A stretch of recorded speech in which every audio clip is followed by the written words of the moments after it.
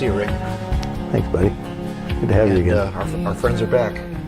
They're back. They're giving us one more chance. Hi, They I'm are. Bob Nolan with Thought Provokers, visiting again. This is kind of the second, I guess you could say, in our little series of interviewing my very good friend from 20 years, Rick Naylor, here in Austin, Texas. And Rick, as we mentioned earlier, is the founder and president of Pact, Partners Against Child Trafficking. And in our first video, he gave us kind of an overview, not only of the idea of human trafficking all over the place, but we're finding out that it's even in our backyards. Rick, it's really a pleasure to be with you again today, sincerely. I really appreciate you taking the time to inform me, to inform some of my friends, some of our friends, of what's really going on. Today, I'd like to ask you a couple of questions about Pact in particular. That, again, is Partners Against Child Trafficking. Give us a little overview of your vision and what you hope to do with Pact, Rick. Sure. And sometimes it can be called Parents Against Child Trafficking. Parents are part of the partners, they're right? part of the partners. So thank you for being a part of this. And it was Bob and Charlene that wanted to take this on as part of their mission in order to understand Partners Against Child Trafficking and really the industry in itself. And this is their blessing to us in terms of doing this video series on something that we feel obviously passionate about, but passion doesn't work too well unless you can engage and build something from it. So I wanted to help do the education. So, and that's part of it. This Partners Against Child Trafficking. Don't take the words partner too seriously here. As partner means you and me. You and me. It means all of you. It means the corner grocery store. It means the retail shops. It means the restaurants that we eat at, and those businesses that we do business with. If we all got together, we could help eradicate child trafficking, which is our vision.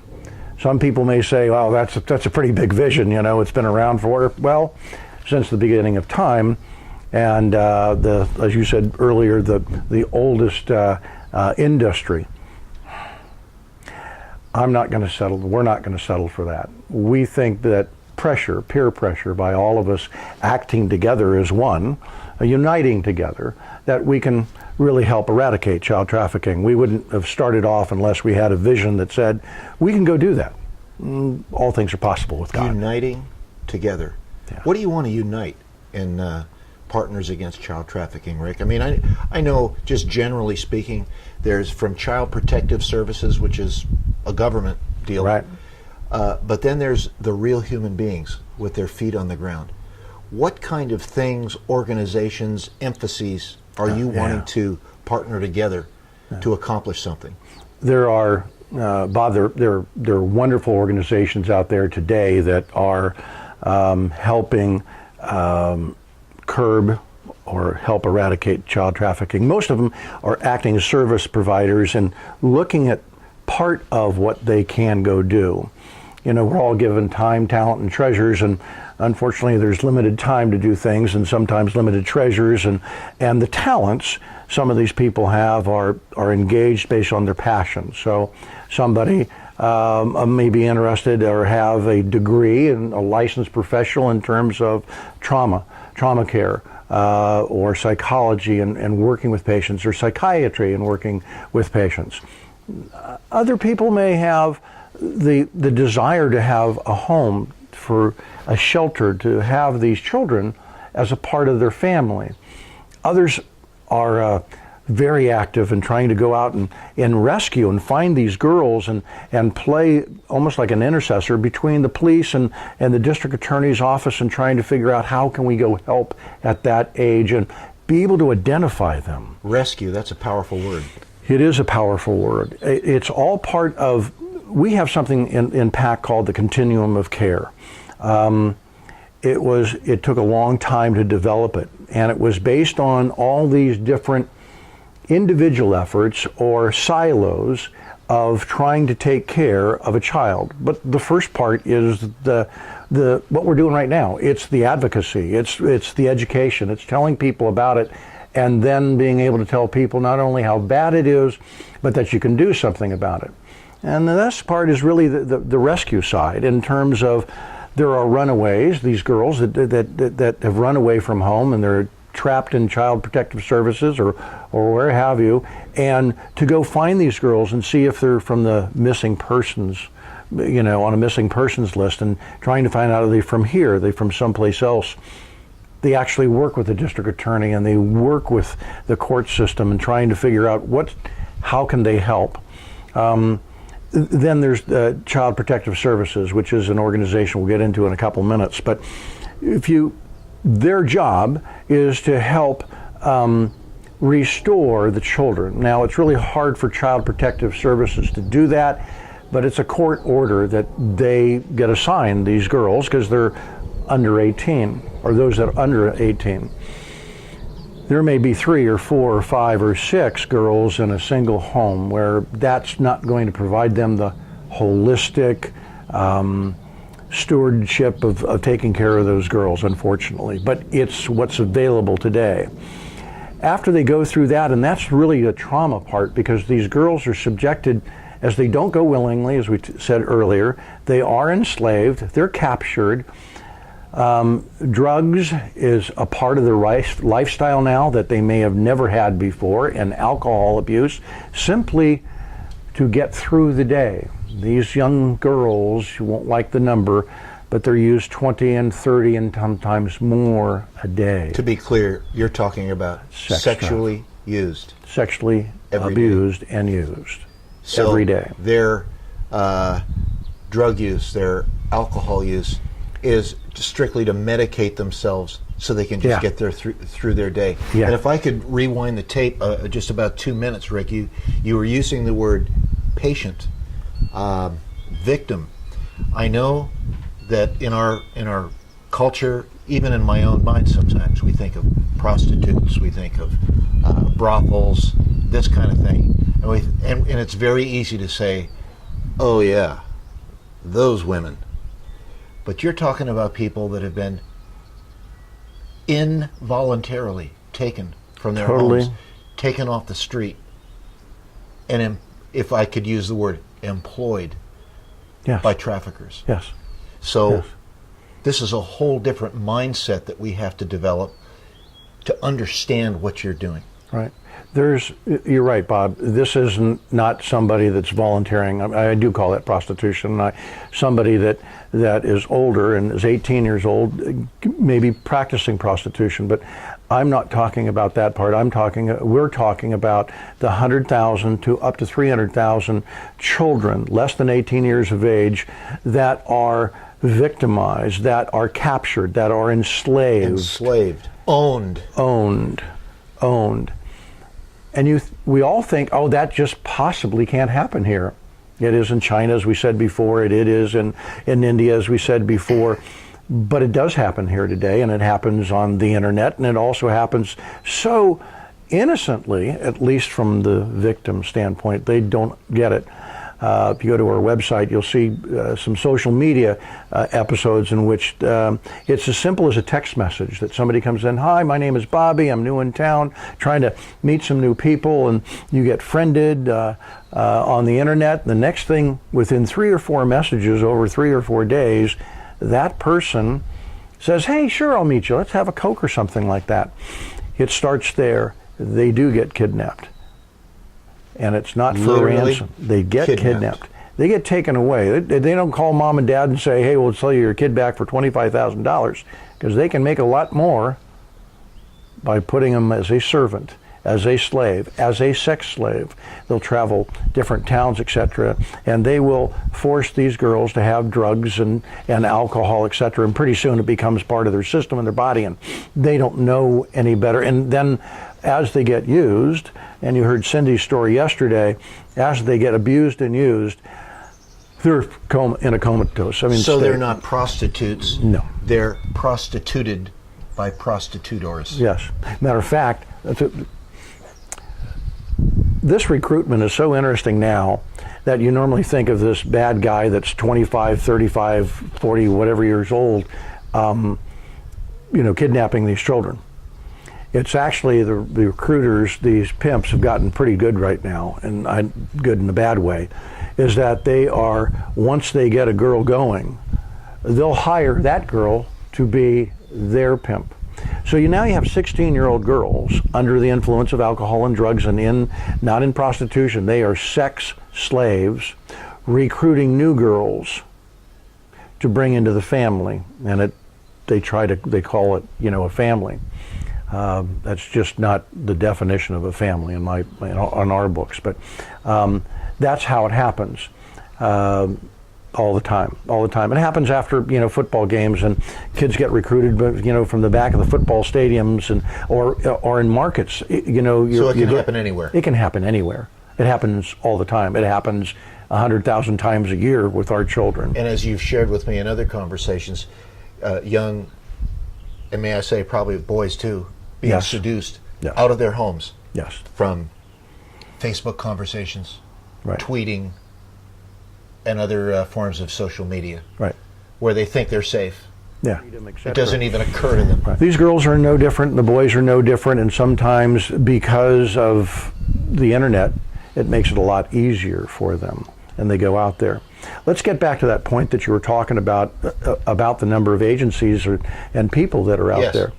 So if you're under 18 and you're captured, you're more than likely going to go through Child Protective Services, which is CPS. I suggest you go online, look at your own state that you're in, and find out how large that organization is. It will be eye-opening. In Texas, I believe the number is, in just CPS, not family services, but the CPS, Child Protective Services, out of this whole thing, is a $2 billion budget to take care of CPS. That takes care of the providers, making payments to those people that are running foster care homes, and for the workers, the caseworkers, which are overloaded. If you can imagine handling these young folks, that turnover is 25%, by the way. So it's not working. CPS doesn't work. CPS knows it doesn't work, and CPS is in every state. So there's other organizations that have that talent, that want to go out there and go help. There's the person that's trying to do some of the trauma care. There's the person that's doing the rescue. There's the people that are doing foster care. There's some people that are on the upper end after they've gone through that transition house to go to a safe house. They've graduated out of the drug and rehab program, and now they're in a safe house.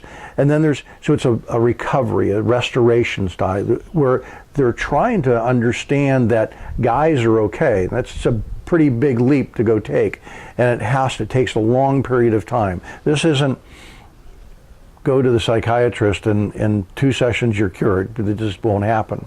Right. So you have this restoration, and then you really have the reintegration, because when you become open to the fact that there are people that really love you, Jesus Christ, other people, man, then there's an opportunity to open up even more into the reintegration back into society. Can you imagine what these girls could have done had they not been kidnapped? So if I'm hearing you correctly, Rick, your Pact wants to integrate, unify, bring together different passions, different talents that are already in existence. Right. And, for lack of a better word, really make a team effort out of this to obtain what we call results. Am I hearing you correctly? Absolutely. We're trying to attract service providers out there, the people that are providing those services, as well as the resources, that can help the service providers. So I call those all partners. They're service provider partners that are providing the arms and legs of Jesus and taking care of these children. And then there's the donors like you and me, all of us, that say, I've got a heart, but how can I go help? And they want to see a holistic approach to this, what we call a continuum of care, to know that these girls are going to be taken care of. The whole that we're identifying, we're vetting the different resources out there and helping them. And we are trying to attract those, find donors, and then integrate those. We use the word allocating our resources of the service providers, which is what we do. I'll give you an example that happened just this last week. Went to one of the service providers, the service provider in terms of those people that have the talents to help these young girls. And they were building shelters. They had bought a beautiful 4.5-acre site. It was all rubble and trees and rocks and dirt and everything. And they're praying about it in order that they will have the resources, the financial resources, and the heart of people to go and, fix the land. I mean, totally excavate the land. And it was land that really needed to be excavated. It wasn't, a trowel and a shovel with big bulldozers and everything. And then build houses there. And then those would draw the people that were the trauma specialists, etc., and they could help. Their single focus was helping the girls, and that's great. But the rest of the plan was based on their prayer. I happened to be there one day when they were praying, and I asked if I could pray with them as they were praying over their land and saying, please bring us, people, etc. And I said, Pact, can we help? Okay? We've got partners that have resources that can help you as our partners in the care side take care of these girls.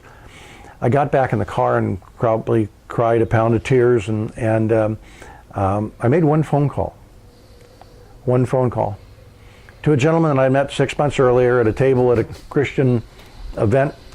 Didn't know him very well, but I called him on the phone and I said, Joe, would you come and have lunch with me? And I'd like to tell you about this project. Joe accepted that call. We went and had lunch. I took him to this piece of land. And Joe Bland Construction was the name of the company. And as we walked through the property, we got back in his big truck, and he says, let's go do this for Pact. What a blessing that was. What a blessing that was. This gentleman and his company happened to have his own quarry. I didn't know that part. God knew that part, but I didn't. And you'll see in this film, in this video, pictures of the tractors that came with tires taller than I was, coming and totally excavating this entire site, 4.5 acres, and putting in this road and foundations ready for the houses these shelters are going to be built upon, and where these girls will be able to call home. Rick, with your permission, when I start fooling around with this video, maybe if it's okay, I'd like to put up your contact information. Sure. For pact.city, phone numbers, whatever is available. Right. There's probably people that already want to be helpful to you. Your Pact is a non-profit at this point, if I understand correctly. So 501c3. Tax-deductible receipts are available for help. But people may want to speak with you directly, take a look at your website for their own information. I would love it. We would love it. We've got a great team being built with people that care, that have the resources, that are experts in not only the subject matter, but experts. We have doctors and lawyers and clinicians and people within the government that are all working with us right now on staff, and especially our board and our advisory board. We are truly blessed to have a wonderful staff that cares enough to help these other service providers be sustainable in order to help us eradicate child trafficking. Rick, it's been a pleasure to be with you again. We're going to do this some more. Yes, we are. If I can harangue and twist your arm to talk with me and my friends. Thanks, brother. Rick Naylor of Pact, Partners Against Child Trafficking. I'm Bob Nolan of Thought Provokers. Thanks for joining us, and we'll see you again soon. Take care. Thank you.